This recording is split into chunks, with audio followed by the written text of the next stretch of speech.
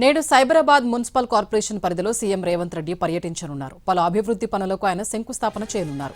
సాయంత్రం 6 గంటలకు ఖానామెట్లో శంకుస్థాపన కార్యక్రమంలో ఆయన పాల్గొంటారు. ముండికుంట చెరువు సమీపంలో నిర్మించనున్న సీఎంసీ ప్రధాన కార్యాలయానికి శంకుస్థాపన చేస్తారు. ఈ ప్రతిష్టాత్మక ప్రాజెక్టు 161 కోట్ల అంచనా వ్యయంతో నిర్మించనున్నారు. 4 ఎకరాల విస్తీర్ణంలో net zero energy green building గా దీన్ని నిర్మిస్తారు.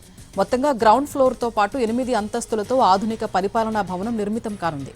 అంతేకాదు 2 లక్షల చదరపు అడుగులకు పైగా బిల్ట్ అప్ ఏరియా, భవిష్యత్తు అవసరాలకు అనుగుణంగా G+12 వరకు విస్తరణకు అవకాశం ఉండే విధంగా సైబరాబాద్ ప్రాంతానికి ల్యాండ్ మార్క్ అడ్మినిస్ట్రేటివ్ హబ్ గా సీఎంసీ భవనం రూపుదిద్దుకోనుంది. మరోవైపు సైబరాబాద్లో ట్రాఫిక్ సమస్యల పరిష్కారానికి భారీ మౌలిక వస్తుల ప్రాజెక్టులకు శంకుస్థాపన చేస్తారు సీఎం రేవంత్. ఇందులో భాగంగా IIIT జంక్షన్ గ్రేడ్ సెపరేటర్లకు 459 కోట్లు ప్రతిపాదించారు. కాజాగూడ జంక్షన్ అభివృద్ధి పనులకు 220 కోట్లు, Kukatpally Y junction, ideal lake junction పనులకు 180 కోట్లు, లింగంపల్లి ఆర్ఓబీ నిర్మాణానికి 308 కోట్లు అంచనా వ్యయం కానుంది.